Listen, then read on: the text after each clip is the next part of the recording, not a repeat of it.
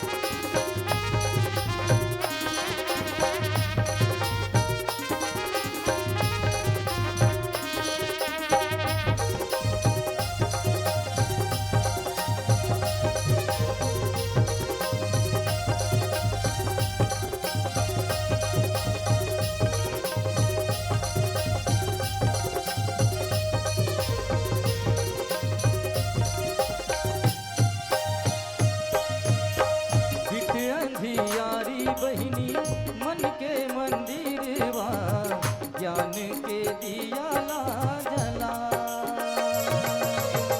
करके उजियारी भैया अपने तनला कर सके बातों सरला बरला।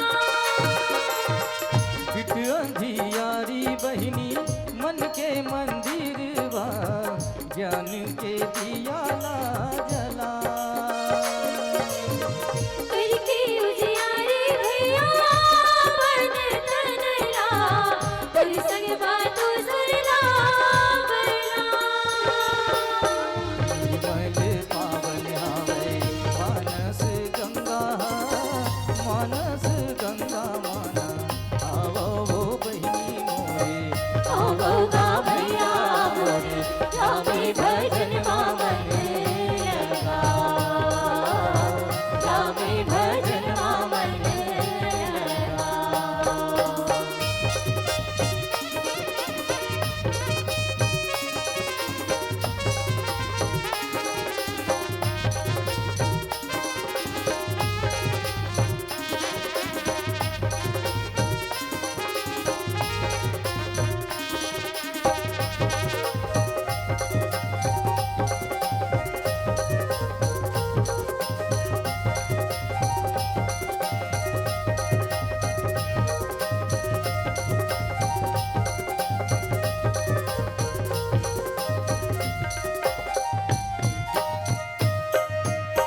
दुख के हरैया बहिनी सुख के देवैया वो सबके बिगड़ी बनैया।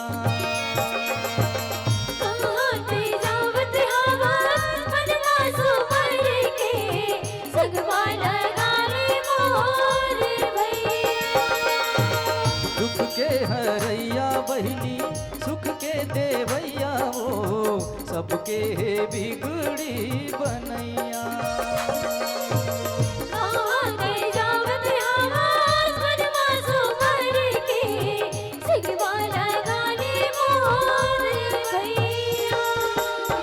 सोने बर जावत हवा रामे मंदिरवा रामे मंदिर मातमन आवो वो बहिनी मोरे आवो गा भैया मोरे रामे भजन मामन लगाओ रामे भजन मामन लगाओ।